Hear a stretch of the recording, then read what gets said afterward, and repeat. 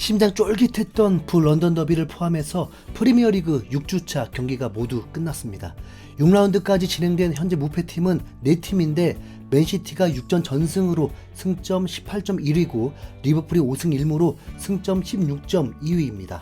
다시 맨시티, 리버풀 양강구도로 가는 듯한데 맨시티는 노팅엄을 상대로 전반에 2골을 넣고 후반전 시작하자마자 로드리가 갑자기 급발진을 하면서 다이렉트 퇴장을 당해서 그냥 지키는 식으로 경기를 마무리했습니다. 그래서 소박하게 2대0으로 승리했죠. 이럴 때 맨시티 만났어야 됐는데요.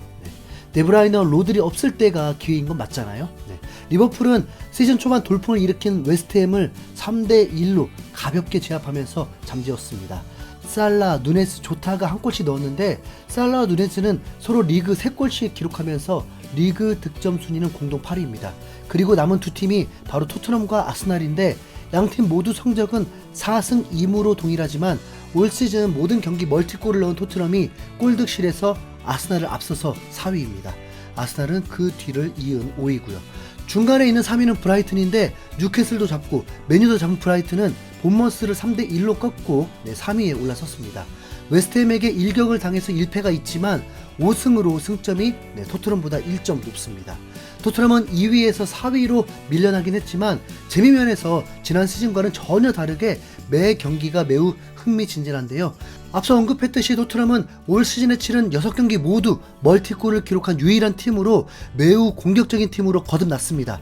영국의 스카이 스포츠가 분석한 걸 보면 토트넘의 경기당 슈팅은 20.2개로 전체 1위, 상대편 페널티 박스에서 볼터치도 1위, 공격 진영에서 볼터치 비율은 2위, 공격 진영에서 패스 비율은 3위, 공격 진영에서 압박 횟수도 3위를 기록하면서 거의 상대편 지역에서 살다시피 하는 닥치고 공격 전술을 제대로 보여주고 있죠. 콘테 시절과 비교하면 모든 수치가 올랐고 답답했던 부분이 다 개선된 겁니다. 이 외에도 점유율은 리그 전체 5위, 상대 진영에서 볼 탈취는 리그 2위, 빌드업 공격 횟수 4위, 속공 횟수 4위로 모든 공격 지표에서 상위권을 차지하면서 새로운 축구를 하고 있는 토트넘입니다. 어쩐지 요즘 토트넘 축구가 재밌더라니 실제 수치를 보니까 더욱 실감이 나네요. 순위는 다음이 아스톤 빌라인데 첼시 원정에서 1대0으로 승리를 거두면서 6위가 됐습니다. 초반 탑4 안에 들었던 웨스트햄은 맨시티와 리버풀을 연이어 만나면서 2연패로 리그 7위까지 떨어진 상태죠. 여기까지가 다음 시즌 유럽 대항전 마감이고 그 다음 8위가 뉴캐슬입니다. 개막전 이후 3연패를 당한 뉴캐슬은 최근 승격팀인 루턴타운을 상대로 8골을 몰아치면서 자존심을 세웠는데요. 8골이 각자 다른 선수에게 나오는 매우 희귀한 진기록을 세우게 되었습니다. 그치만 맨시티, 리버풀, 브라이튼 같은 실질적 경쟁팀들에게는 다 패배해서 진짜 상위권 경쟁은 어떨지 모르겠네요. 맨유도 뉴캐슬과 비슷한 상황인데 토트넘, 아스날, 브라이튼에게 모두 지면서 리그 중위권을 탈출하지 못하고 있습니다. 루턴타운전 빼고는 승리가 없는 첼시는 너무 가슴 아프니까 생략하겠습니다. 참고로 첼시의 현 순위는 14위입니다. 포체티노 감독이 첼시 부임할 때만 해도 왜 포 감독을 놓쳤냐는 비난이 많았는데 나중에 데려온 포스테코글루 감독이 뭐로 보나 더 우위에 있는 재밌는 상황입니다. 한편 런던 더비에서 멀티골을 넣으면서 토트넘에게 승점을 안겨준 캡틴 손흥민은 모두가 예상했던 대로 각종 매체들이 뽑은 2주의 팀의 스트라이커가 됐습니다.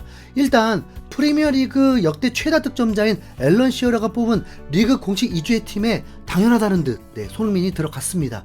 같은 포지션 경쟁자인 맨시티 홀란도 손흥민이 제쳤다고 볼 수 있는데요. 시어러는 손흥민을 스트라이커로 뽑으면서 첫 번째 골을 넣을 때 손흥민의 움직임은 모두를 놀래켰다. 그리고 두 번째 골 장면에서는 엄청난 침착감을 보여줬다라면서 손흥민이 기록한 2개의 골 모두가 매우 수준 높은 득점이었다고 극찬했죠.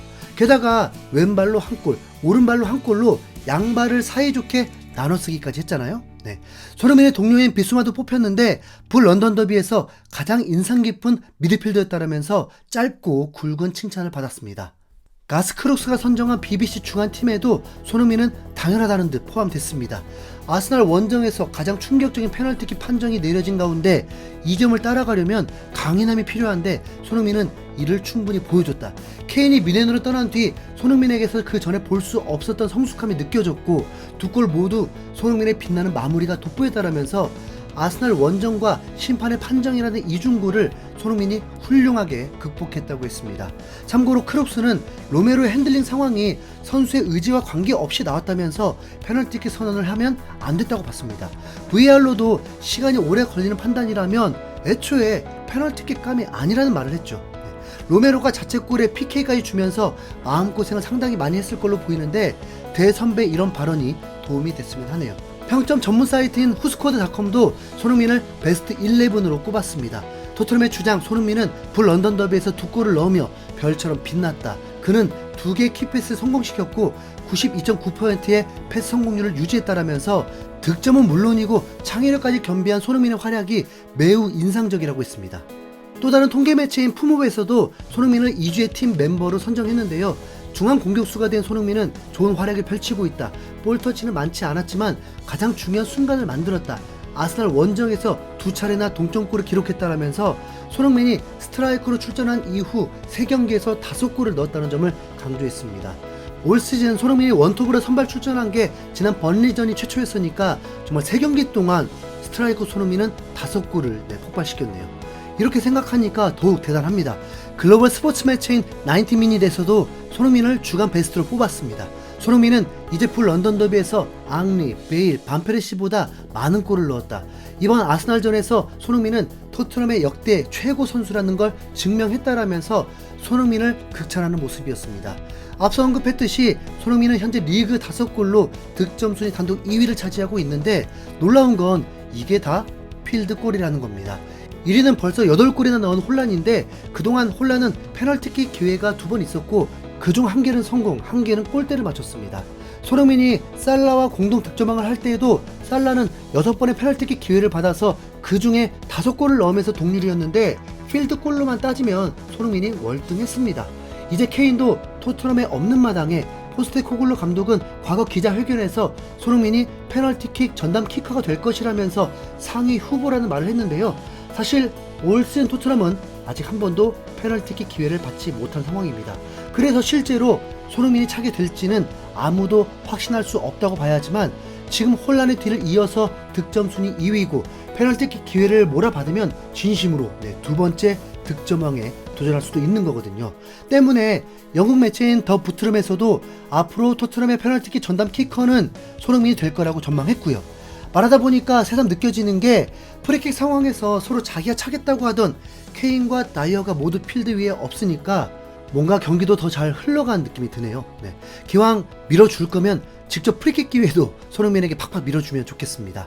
손흥민은 이미 A매치에서 프리킥으로 환상적인 득점을 만든 경력이 있습니다. 손흥민의 2주의 팀 선정을 넘어서 이달의 선수, 올해의 팀 득점왕까지 다시 한번 커리어 하이를 찍길 바라보겠습니다. 이상 흰수염고래였습니다. 감사합니다.